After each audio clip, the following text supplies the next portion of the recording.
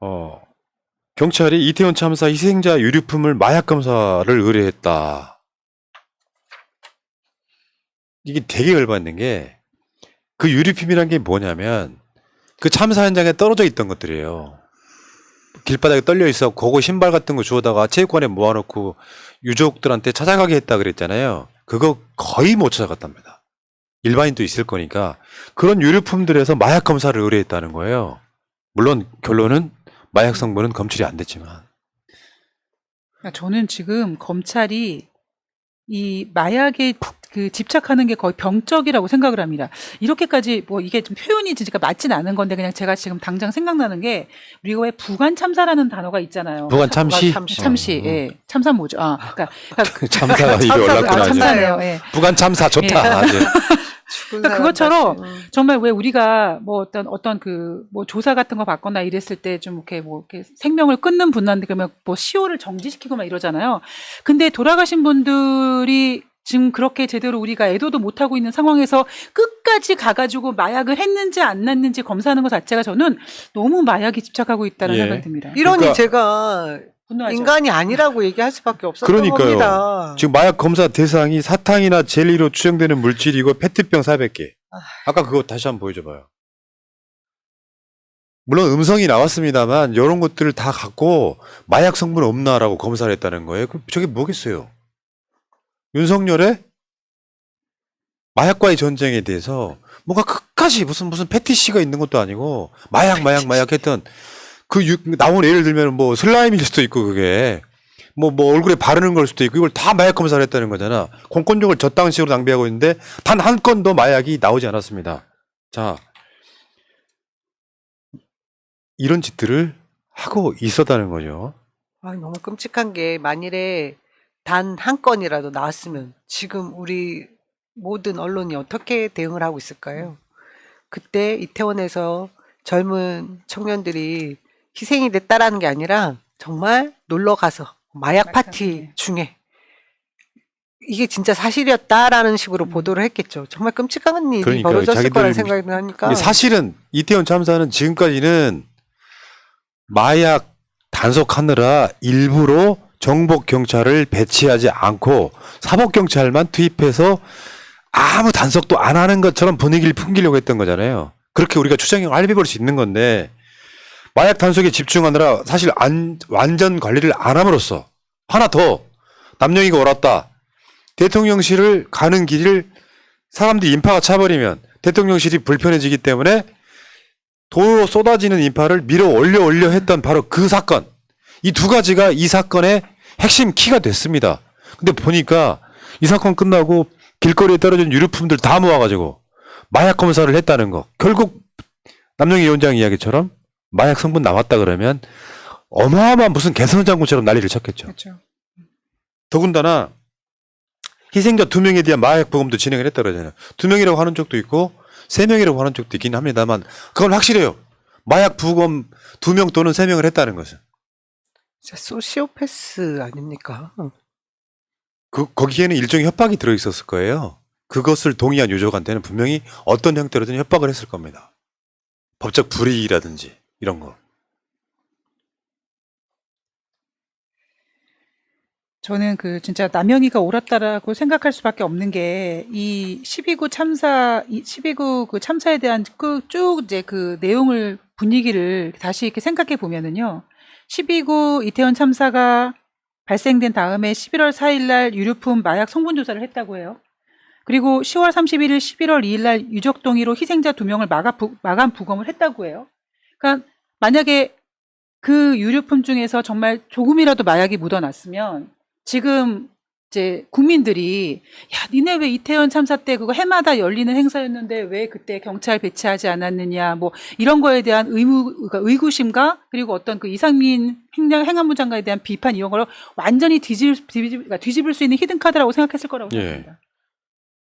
검사가 12구 참사 유족한테 마약 부검을 제안했다. 이게 난리 났었잖아요, 지금.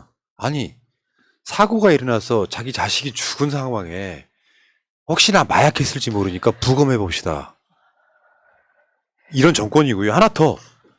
한동훈이는 그랬잖아. 12구 희생자 부검 요청 절차에 문제 없다. 얘를 내가 그래서 사이코패스라고 하는 거야. 그 소위 말하는 고시오패스라고 하잖아요. 법보다 앞서는 것들이 있다는 걸 몰라요. 인권, 윤리나 도덕. 내 새끼가 압사당한 게 분명해서 죽었는데 얘네들이 검사를 합치고 와가지고 마약 부검합시다. 절차에는 문제 없을지 모르지만 인권은 어떻게 할 건데요? 전 사실 지금 정말 이렇게 온몸이 부들부들 떨리더라고요. 이 얘기를 들으면서. 입장을 한번 바꿔놓고 생각해 봅시다. 내 자식, 내 이웃, 바로 내 친척이 이런 일을 당했으면 이런 말 할 수 있습니까?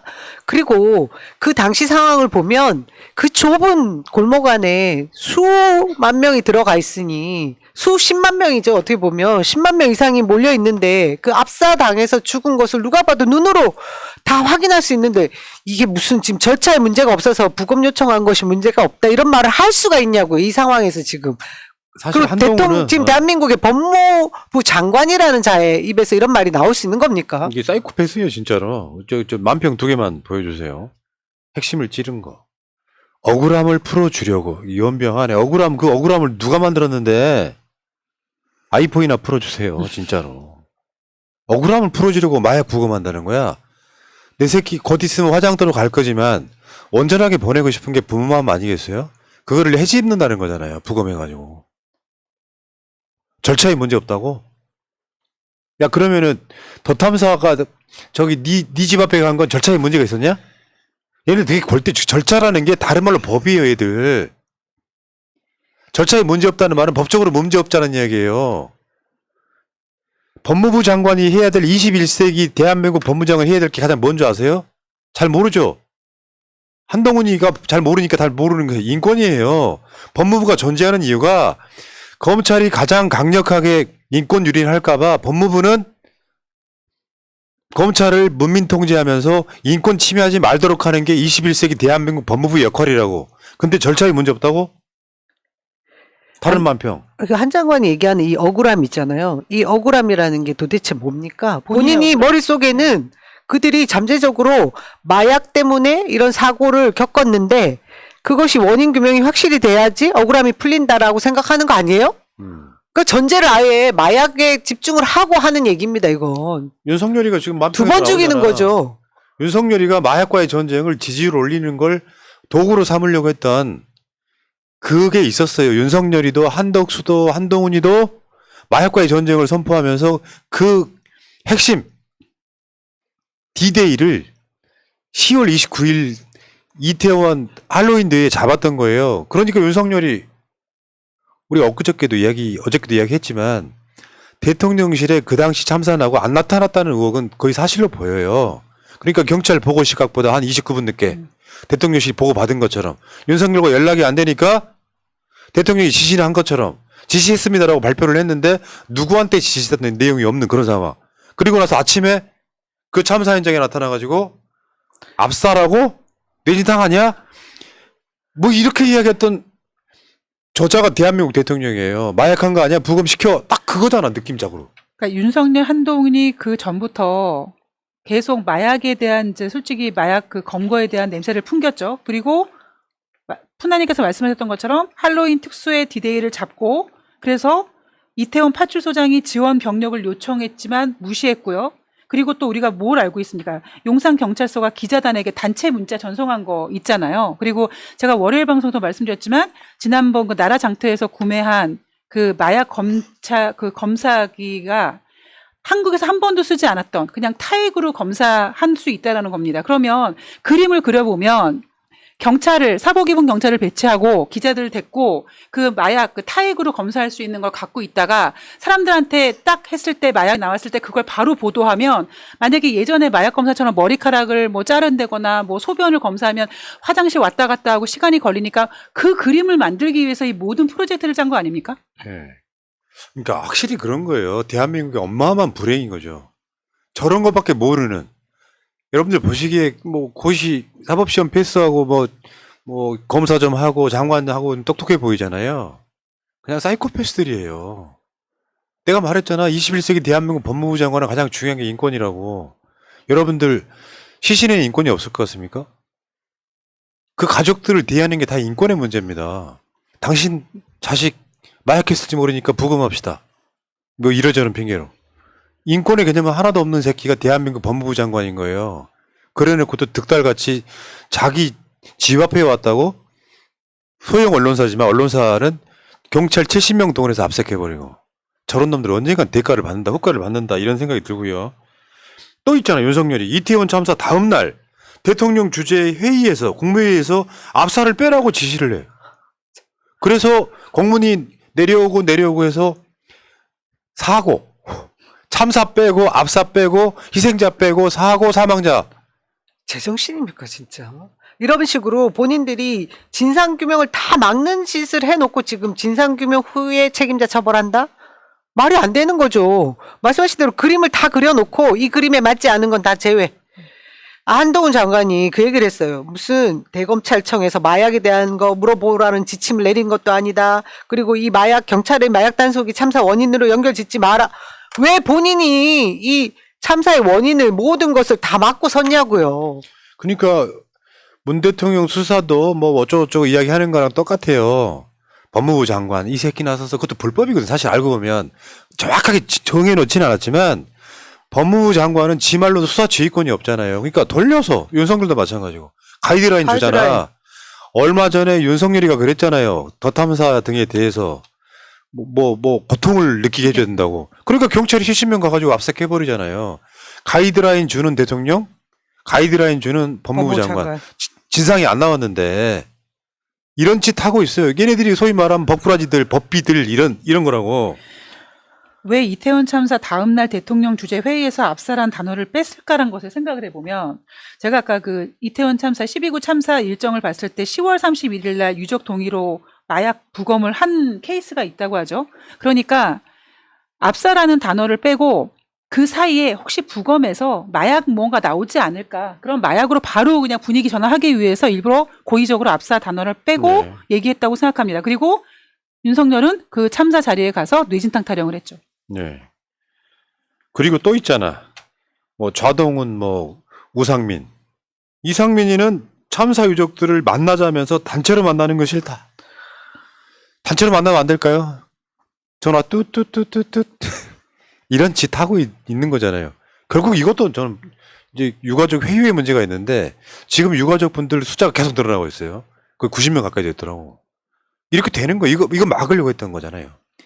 정말 그 이상민이 유가족들에게 따로 만나자고 그것도 뭐 카페에서 만나자고 이런 제안했다는 얘기 들어보면 정말 악질 중에 정말 상악질이라고 생각합니다.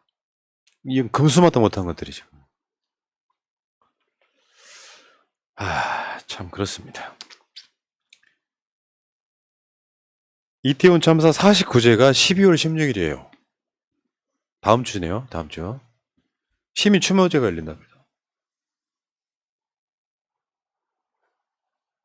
12월 16일. 금요일이죠. 세상에 이렇게 벌써 그 현장에서 그게 49일이 열리겠죠. 돼가는 거예요. 49일인데 지금 밝혀진 건 아무것도 없습니다.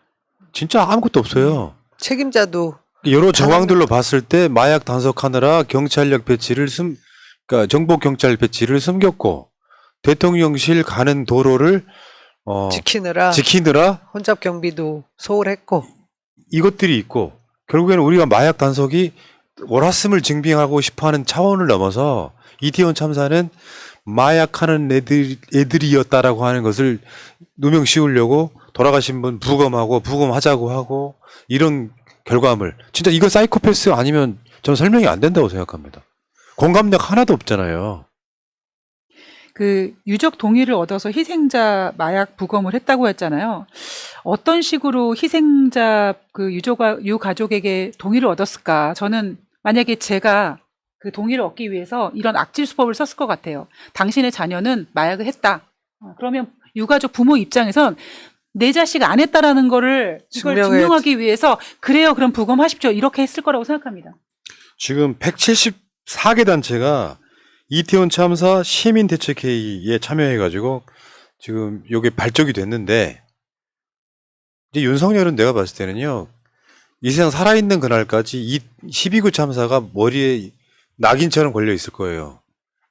낙인이 안 걸리려면 사건 초기에 이상민 자르고 확실하게 책임지게 하고 국정조사 협조하고 해가지고 이 사건을 해결했다면 반대가 되는데 이상하게 역사가 계속 반복된다. 박근혜가 세월호 사건 났을 때요. 진상규명 방해하고 심지어 박근혜 때 여러분들 기억을 하실지 모르겠는데 유가족분들한테 캡사이신 뿌리고 막 결국은 유가족을 탄압하는 쪽으로 흘렀단 말이에요. 지금 방향성이 똑같아요. 얘네들은 자기들이 죽어가는 길이라는 걸 모르고 그쪽으로 가고 있는 거예요. 대단합니다. 역사적 교훈이 없는 자들이 좋은 정치할 이유가 있겠어요? 저는 불가능하다고 봐요. 이런 현실로 놈들하고 믿기가 어떻게 같은 민족인 게 난 또 부끄러울 정도예요.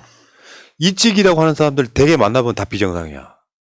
농담하는 게 아니라 옆에 사람들이 지가 잘 살건 못 살건 잘 사는 정권 막 이렇게 막 그 칭찬하거나 막 지키려고는 하는데 주위에서 보면 평판이 안 좋은 사람들. 왜 그런 줄 아세요? 공감력이 떨어져서 그런 거예요. 그런 끼리끼리들끼리 뭉쳐가지고 정권 하나 만든 거예요. 솔직히 말하면 저런 놈들한테 정권 내준 거 진짜로 분하거든요. 너무 비현실적이란 생각이 많이 들고 분통이 터지는데요. 이 한동훈 장관도 그렇고 윤석열 대통령도 대한민국을 마약 청정국으로 만들고 싶으면 털 데 있습니다. 부유층 자제들 모여있는 그 유학파들 함께 마약하는 거 많이 있는 거 뻔히 알 텐데 그거 터십시오. 왜만 우리 소시민들 그냥 길거리 가다가 축제 즐기려고 했던 우리 청년들 이렇게 해놓고서 덤탱이 씌우려고 하는지 정말 분통이 터져서 살 수가 없는데요. 예, 아까 말씀하신 대로 역사는 반복되니까 인내하다가 보면 그 대갚아 줄 날 올 거라고 생각합니다. 윤석열이 버티고 있죠, 지금. 사과 안 하고 버티고 이상민 안 자르고 버티는데 그거 윤석열 목 밑에 들어간 칼이에요, 그게. 아직도 이해 안 돼? 윤석열 씨, 유가족들한테 공식적으로 사과하십시오. 대국민 사과를 해도 좋고요. 그리고 이상민 자르세요. 당신 목숨이 이상민 자르고 안 자르고에 달려있는 측면이 있단 말이에요. 국민들 여론조사 해봤잖아요. 이상민 책임이라고 하는 사람이 약 60% 나옵니다. 이상민 사임해야 된다, 파면해야 된다고 하는 게 한 60% 나와요. 한동훈도 마찬가지고 내가 봤을 때는 얘네들 지금 자기들 죽는 길로 가고 있다는 걸 잘 몰라요. 그러니까 요즘에 그 세상에서 가장 안 공정하다는 여론조사 공정이 윤석열 지지율이 40% 넘었다. 그거 만들기 쉬워요. 여론에 따라서는 설문에 따라서는 만들기 쉽습니다. 그 여론조사가 조작됐다는 게 아니라 그렇게 해서 윤석열 지지율 40% 만들어 놓는 게 그들의 목표였었거든요. 실제 지지율은 제가 주위에 민심을 들어봐도 20% 안 나옵니다. 실제 지지율은 20% 안 나온다고. 신경 쓰실 필요 없는 것 같고. 자, 금요일날 나오는 갤럽 여론조사도 한번 여러분 유심하게 보시기 바랍니다. 어쨌건 진짜 이런 정권이라니. 분하다 진짜. 분하지 않아요? 죽을 것 같아요. 매일매일 가슴이 터져서. 아니, 너무 유시민 분통 터지고 네. 전 또 그 정치를 하는 사람 중에 한 명이라 매일매일 진짜 너무 죄송한 마음으로 살고 있어요. 그러니까 지난번에 유시민 작가가 그런 얘기 했잖아요. 우리는 정치적 사고를 당한 거라고. 그러니까 저도 사실 막 매일매일 분노가 차오르는데 유시민 작가의 그 얘기를 듣고 우리가 살면서 그런 어떤 교통사고든 어떤 사고를 당할 수 있잖아요. 그러면 야, 사고를 당하기 전으로 돌아갔으면 얼마나 좋을까. 후회도 소원이 없잖아요. 그러면 지금 어차피 사고가 난 거니까 이거를 냉정하고 정말 잘 지혜롭게 견뎌내고 이겨내고 그리고 저는 사실 지금 더 중요하게 생각하는 거는 정권을 다시 바꿔서 그거를 유지할 수 있도록 그 이후에도 긴장감 놓지 않고 계속 잘 유지해야 된다는 것이 가장 중요하다고 네. 생각합니다. 그러니까 그런 말 있죠. 지가 하는 짓, 죽을 짓이라는 것을 깨닫지 못하는 게 정치적 감각이 없다는 뜻이에요. 사과한다고 죽습니까? 이상민 자르면 큰일 나요? 국민이 보기엔 지들끼리 큰일인 거지. 같이 술 먹는 깐부 하나가 사라지는 상황. 윤석열 씨, 참사 당일날 혹시 이상민하고 술 드시진 않으셨어요? 난 지금도 궁금해요. 이상민이 어디서 뭐 했는지 행적이 안 나오고 있어. 주무부처 장관이. 그 사건이 나면요. 바로 그 다음날 이상민 스스로가 사퇴를 했어야죠. 불가능한 새끼들 모여가지고. 근데 국민의힘은 그거. 이상민 해임 건의 안 된다고 국정조사를 보이콧하고 예산안 심의를 보이콧해. 난 정말 이런 골 때리는 정권 처음 봤어. 여당이잖아요. 집권하는 윤석열의 행정부가 써야 될 돈인데 그 예산안 처리를 거부하고 있어. 이게 말이 돼? 완전 사이코패스들 모여 있습니다. 지금. 그러니까 뭐예요? 그 예산안이 집행이 안 되면 결국 국민이 손해거든요. 국민이 손해가 보든 말든 고통을 당하든 말든 아무 상관없다. 이상민만 지키면 된다. 이런 애들이 지금 대한민국에 정권을 잡고 있다는 말씀 드리겠습니다. 여기까지 합시다.